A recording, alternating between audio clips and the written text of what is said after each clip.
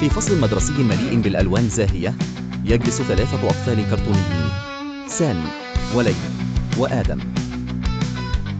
سامي يظهر الملل وهو جالس على مكتبه، يرفع يده ويقول هو ليه بنذاكر. تبتسم ليلى وآدم ويحاولان شرح فائدة المذاكرة له.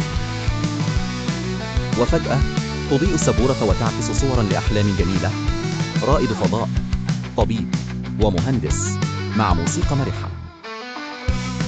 عيون سامي تلمع بسعادة ويسأل: يعني المذاكرة هتخليني أحقق به؟ وهنا يبدأ بالدراسة بحماس. خلال المشهد يظهر اسم القناة مكتوبا على السبورة والكتب: أتعلم واضحك واتسل. يظهر شعار القناة في الزاوية العليا للفيديو. ينتهي المشهد بجملة مكتوبة على الشاشة: المذاكرة مشتعل، دي طريق لأحلامك.